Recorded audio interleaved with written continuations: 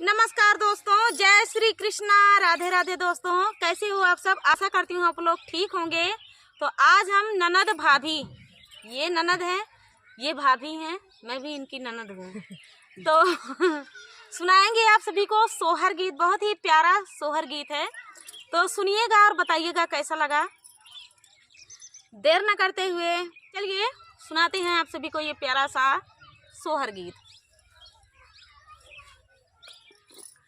चूल्हिया पोता तारानी रुकमणी कुपुट मटिया खाई, कुपुट मटिया खाई नी हो।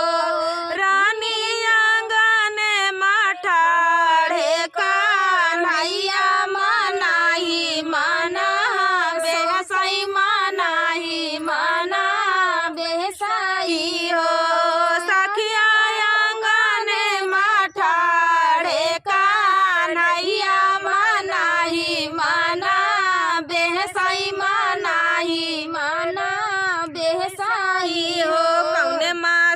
केसिया तू झारियू कावाने माँ से बांधियू, कावाने माँ से बांधियू।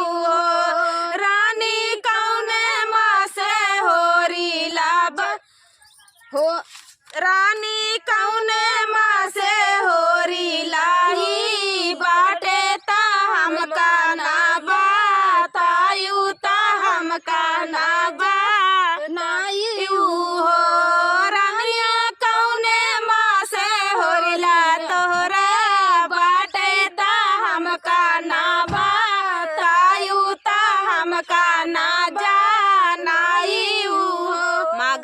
से जुरावा मई झारे उता माघ मास, झारे उता माघ मास बांधे हो।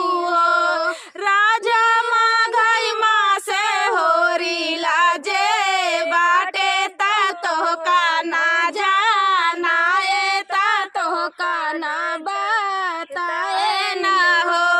पियवा माघई मास होरी लाजा बाटे ता तो का ना बताए, ता तो का ना जानाए नी हो। इतनी बचना सुनई कन्हैया मनाही मना सोचाई, मनाही मना सोचाई हो। रानी कावाना भोजनवा के साधा कावाना रुचि अपन, कावाना रुचि अपन हो। रानी कावाना भोजनवा का साधा कहाऊ रुचि अपन, कहाऊ रुचि अपन हो। बारह व्यंजन राजा हमारे तकाऊ तो से मांगी, तकाऊ तो से मांगिनी हो। राजा जल कई मछरिया कई साधा मछरिया मारी लावऊ, मछरिया मारी लावऊ हो। राजा जल कई मछरिया कई साधा मछरिया मारी लावऊ, मछरिया मारी लावऊ हो। मोरे पाछवारावा गोड़ियावा, गोड़ियावा भैया सुनत्या, गोड़ियावा भैया सुनत्या हो। भैया नदिया मजलावा का सौत्या मछरिया मारी लौत्या, मछरिया मारी लौत्या ही हो। भैया नदिया मजला सौत्या मछरिया मारी लौत्या, मछरिया मारी लौत्या ही हो। धाना मोरे बाटी गर्भ से व्याकुल मछरिया हमसे महंगाई, मछरिया हमसे महंगाई हो।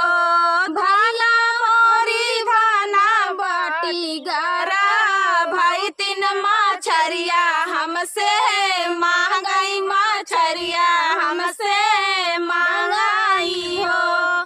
तो दोस्तों ये प्यारा सा सोहर गीत आप सभी को कैसा लगा कमेंट में बताना दोस्तों। मिलते हैं नेक्स्ट वीडियो में, तब तक के लिए जय श्री कृष्णा, जय श्री राधे।